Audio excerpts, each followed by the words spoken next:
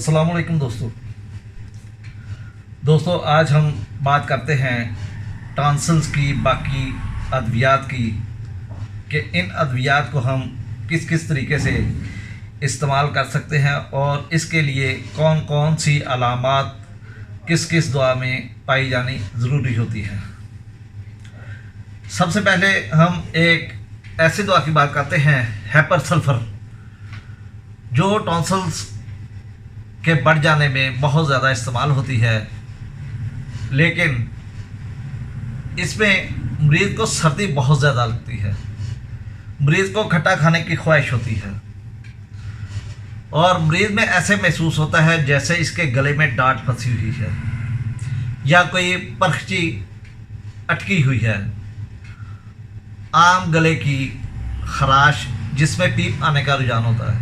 जैसे कि आप जानते हैं साहब कि जब भी हैपर सल्फर का मरीज़ को अगर थोड़ी सी भी खराश आ जाए तो उसमें पीप आ जाती है। इसी तरीके से टॉन्सिल्स जब बढ़ते हैं, गले में खराश होती है तो उसमें पीप आने का रुझान पाया जाता है और इसमें गले में ऐसी दर्द होती है निगलने पर जैसे कोई सुई वगैरह गड़ती है और ऐसा दर्द गले से लेकर कानों तक जाता है।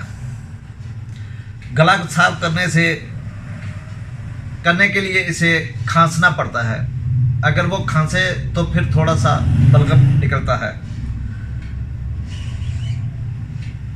और इसकी ख़ास निशानी होती है कि अगर आप टॉन्सिल्स को बैटरी के साथ देखें तो इसके ऊपर छोटे छोटे निशान, जख्मों के निशान या पीप के निशान बने होते हैं और इस मरीज़ को खट्टा बहुत ज़्यादा पसंद होता है, चटपटी चीज़ें खाने की रग़बत होती है और अक्सर चटपटी चीज़ें खाने से और सर्दी लगने से इसको ये टॉन्सिल्स का मसला हो जाता है।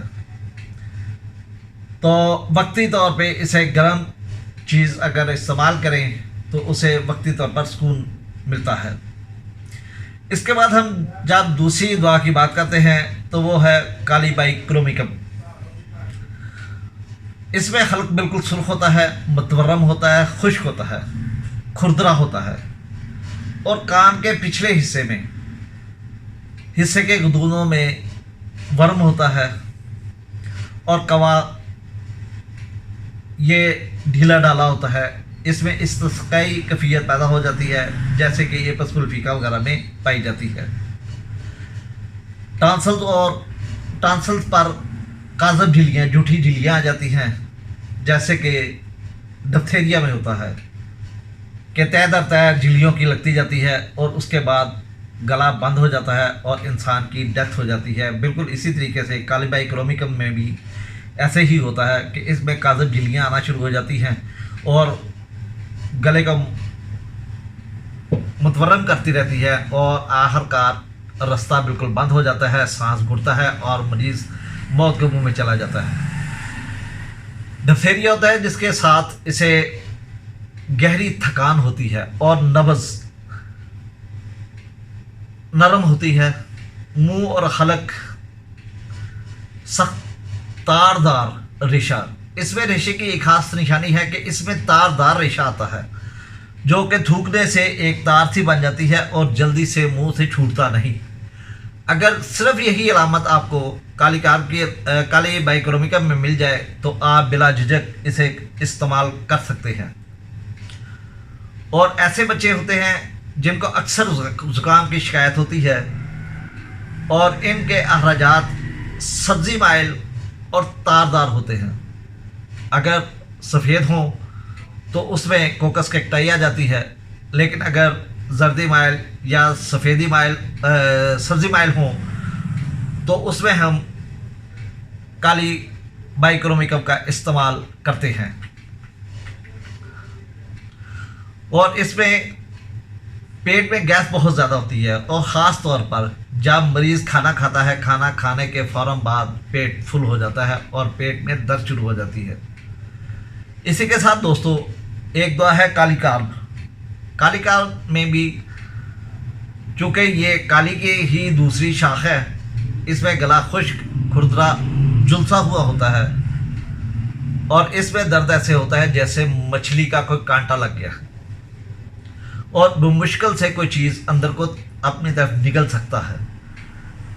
खुराक अपनी नाली में जैसे ही जाती है बहुत सुस्त रवि से आसानी के साथ खाना खाना इसे मुश्किल हो जाता है।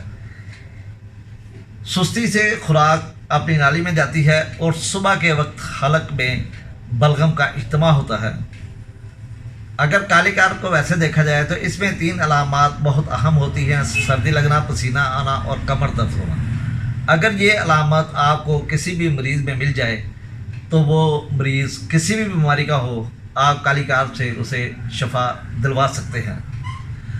दोस्तों, इसी तरीके से अगली दुआ जो है वो नेट्रोम्योर है। नेट्रोम्योर में भी गले में खुश्की पाई जाती है, प्यास बहुत ज़्यादा लगती है, कांटा या बाल ऐसे लगता है जैसे ज़ुबान के आखिरी हिस्से पे गले के शुरू में एक बाल रखा है जिसे बार बार साफ़ करना पड़ता है, बार बार साफ़ करना पड़ता है। और इसके चेहरे को अगर देखें तो नीचे वाले होंठ के दरमियान एक कट लगा होता है। ये भी नेट्रोम्योर की एक बहुत बड़ी और अहम अलामत है। दोस्तों, इसको खाना खाते हुए चेहरे पर पसीना आ जाता है, इसकी स्किन आमतौर पर ऑयली होती है, ये कब्ज़ का शिकार होता है, ये मरीज़ तन्हाई पसंद होता है और इसे पसीना ज़्यादा आता है। कब्ज़ का शिकार हो, गर्मी लगती हो, खाना खाते हुए चेहरे पर पसीना आ जाता हो, होंठों के दरमियान में कट मौजूद हो, मुंह में खुश्की हो, प्यास ज़्यादा हो और कांटा चुभने का एहसास हो या ज़ुबान पर बाल रखने का एहसास जैसे बार बार साफ़ करना पड़ता है, तो ये नेट्रोम्योर की अलामत है। आप नेट्रोम्योर देकर इसे ठीक कर सकते हैं। इसके बाद जो दवा आती है उसका नाम है फाइटोलिका। दोस्तों, फाइटोलिका भी ग्लैंड्स पे बहुत ज़्यादा असर करती है और ये लिम्फेटिक ग्लैंड, खसूसी तौर पर जैसे हम कहते हैं ना सुंडा चढ़ना, वो ग्लैंड जो कि गर्दन के इर्द गिर्द और आपके बगलों में होते हैं वो सूज जाते हैं, इनमें स्वेलिंग हो जाती है जिसम में किसी किस्म की भी इन्फेक्शन होने की सूरत में। तो दोस्तों, इसकी दर्द गले से कान तक जाती है और ये आमतौर पर दाएं तरफ ज़्यादा मुतासर करती है। फाइटोलिका को गर्म चीज़ खाने से तकलीफ़ बढ़ जाती है। दोस्तों, ये चंद अलामात फाइटोलिका के मुतालिक थी कि फाइटोलिका में अगर ये अलामात पाई जाएँ तो हम इन अलामात के ऊपर फाइटोलिका को अप्लाई कर सकते हैं। इसके बाद जो दुआ है वो है सीपिया। जैसे कि आप जानते हैं कि सीपिया एक थकी मंदी औरत, ऐसी औरत या ऐसी लड़की जिसे घर के परिवार से, अपने बहन भाइयों से, माँ बाप से कोई रग़बत नहीं होती, कोई प्यार नहीं होता, ये गुस्से वाली होती है, अकेली रहना चाहती है, थकी होती है, इसे 10 मिनट अगर सुकून से आराम करने दिया जाए तो ये हशाश बशाश हो जाती है और कब्ज़ का शिकार रहती है। मिठाई से नापसंद होता है, गोश्त से नफ़रत होती है, गोश्त से नफ़रत, मीठा नापसंद होना, गुस्सा बहुत ज़्यादा होना और आमतौर पे पतली छोटी कमर वाली औरत, ये आमतौर पे सीपिया की पेशेंट होती है। अगर आपको इस किस्म का मरीज़ नज़र आए, ख़ास तौर पर अगर देखें तो इसकी बच्चियाँ रात को बिस्तर में पेशाब भी कर देती हैं और वो भी पहली नींद में। अगर ये 3-4 अलामात आपको मिल जाएं तो सीपिया उसमें दी बेस्ट मेडिसिन होती है कि आप सीपिया देकर उसके टॉन्सिल्स का भी इलाज कर सकते हैं। उसके बाद दोस्तों आ जाती है सलीशिया। सलीशिया आप जानते हैं कि एक सर्द मजाज दवा है। इसके मरीज़ को पसीना बहुत ज़्यादा आता है और इसके पसीने में अक्सर स्मेल आती है। ये भी मरीज़ का कब्ज़ का शिकार होता है और ये शर्मीला होता है। दोस्तों, अगर किसी को पसीना बहुत ज़्यादा आए और ठंडी चीज़ें खाने से इसके गले का स्वेलिंग हो जाए तो आप बिला झिझक सलीशिया का इस्तेमाल कर सकते हैं। लेकिन इसके साथ साथ पसीने में बदबू आना सलीशिया की एक ख़ास अलामत है। मरीज़ सर्दी लगती हो, ठीक है, कब्ज़ का शिकार हो और शर्मीला हो, अपनी बात किसी से ना कर सके या अगर यूरिन वगैरह भी करना हो तो वो अकेले में कर सकता है, किसी के सामने या किसी की आवाज़ भी आती हो तो वो यूरिन वगैरह भी नहीं कर सकता।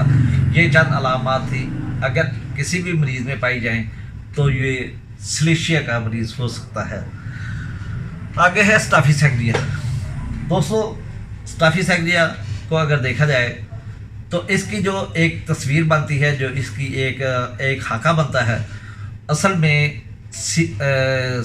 स्टाफिसेक्रिया ऐसे मरीज़ की दवा होती है जो जिसकी बेइज्जती की गई हो, गम, गुस्सा और बेइज्जती के दबने की वजह से जो अमराज पैदा होते हैं।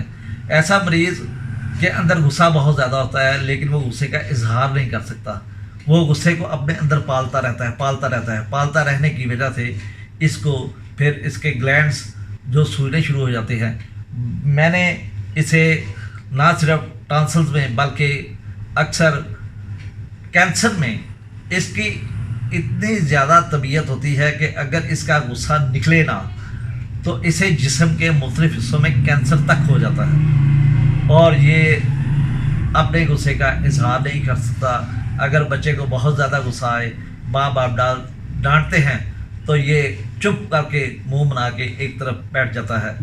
तो दोस्तों, ये एक स्टाफिसेक्रिया का एक हल्का सा खाका था, लेकिन इसके जितने भी अमराज होते हैं उसमें आप देखेंगे कि कहीं ना कहीं बेइज्जती का अंसर शामिल होता है कि उसकी मरीज़ की बेइज्जती की गई होती है, उसका इजहार ख्याल या गुस्से का इजहार करने का मौका नहीं मिलता और वही गुस्सा उसके जिस्म के ऊपर वारद होकर जिस्म में मुख्तलिफ़ किस्म की तब्दीलियाँ पैदा करता है। उनमें टॉन्सिल का बढ़ जाना, उनमें जिस्म के किसी भी हिस्से का कैंसर वगैरह होना, ये आम पाया जाता है। और इसके बाद जो दवा है वो है सल्फ़र। दोस्तों, सल्फ़र आप जानते हैं कि ये दुबला पतला मरीज़ होता है और ये ज़्यादा खड़ा नहीं रह सकता। इसे मीठा बहुत ज़्यादा पसंद होता है। इसके हाथ पाँव जलते हैं, ख़ास तौर पर रात के टाइम, और ये अपने पाँव को चादर से बाहर निकाल देता है। दोस्तों, इसके मरीज़ को नहाना पसंद नहीं होता। अगर नहाए भी तो वो गर्म पानी से नहाता है। ठंडे पानी से नहाने से इसे एक नफ़रत होती है। एक होता है कि तकलीफ़ होना, इसे नफ़रत होती है। और अगर ये डेली भी नहाए, बाद मरीज़ ऐसे होते हैं जो कि नहाना चाहते हैं, नहाते हैं, लेकिन देखना ये होता है कि इसके जिल्द के ऊपर जो कुदरती शाइनिंग है वो मौजूद है कि नहीं। सल्फ़र के मरीज़ की अक्सर जिल्द आपको डल नज़र आएगी। ये फिलासफर होते हैं, ये हड हराम होते हैं, ये जहनी तौर पर बातें कर सकते हैं, ये बातें करना चाहते हैं, लेकिन अमली तौर पर ये नाकारा होते हैं। इसकी ज़बान अगर देखें तो उसके ऊपर एक छोटा सा टिप इसकी रेड होती है और इसे मीठा भी पसंद होता है, नमकीन पसंद होता है। ये खाने से ज़्यादा पानी पीता है और अगर एक रोटी खानी है तो 4 गिलास पानी पी जाएगा। तो खड़ा नहीं हो सकेगा, कमज़ोर होता है, कंधे झुके हुए होते हैं और गंदा, यानी कि वही जैसे मैंने पहले बताया कि इसकी जिल्द कुदरती जो शाइनिंग होती है, जो एक उम्र में इंसान के जिस्म में, जवानी में होना चाहिए, वो ख़त्म हो जाती है। इसकी जिल्द डल हो जाती है। तो ये दोस्तों, ये था सल्फ़र। और इसके बाद अगर हम बात करें तो वो आती है सफ्लिनम। जिस तरीके से सल्फ़र एक ऐसी दवा है जो सोरिक मरीज़ों का अहाता करती है, और सफ्लेटिक ये एक ऐसी दवा है कि इससे अगर हम देखें तो सिफिलिस मियाज़म की झलक नज़र आती है। और ये सिफिलिस की ही मवाद से बनी हुई एक दवा है। इसका मरीज़ को गुस्सा बहुत ज़्यादा आता है, ये कत्ल कर देने तक हद तक चला जाता है। और इसकी अक्सर तकलीफ़ रात के वक्त ज़्यादा होती हैं और जैसे ही सूर्य गुरूब होता है, इसे कोई भी तकलीफ़ हो, हड्डियों की तकलीफ़ हो, गले की तकलीफ़ हो, वो बढ़ना शुरू हो जाती है। और जैसे ही सूरज तुलू होता है, इसे सुकून मिलना शुरू हो जाता है। ये सर्दी वाला मरीज़ होता है, इसे सर्दी लगती है और इसे गर्माइश से सुकून मिलता है। दोस्तों, ये एक छोटी सी दुआ थी सफ्लिनम। दोस्तों, इसी तरीके से हम मैं आपको ये बताना चाहता हूँ, ये बारो करना चाहता हूँ कि हमने मरीज़ की कंडीशन देखनी है, ना कि मर्ज़ की। जैसे कि हमने नाइट्रोमेयर में देखा, इसके टॉन्सिल्स बड़े हैं नहीं बड़े, ठीक है। आपने इसकी जनरल अलामात देनी है। जनरल अलामात दे के आप चाहे उसे सल्फ़र दें, अगर सल्फ़र की अलामत है सफलिनियम दें, अगर सफलिनियम की अलामत है सीपिया दें, अगर गुस्सा बहुत ज़्यादा करता है, ठीक है। तो जनरल अलामात के बेस पे हम जब इलाज करते हैं तो हम बेहतर तरीके से मरीज़ को शफा याब कर सकते हैं। दोस्तों, उम्मीद है ये एक छोटी सी वीडियो थी।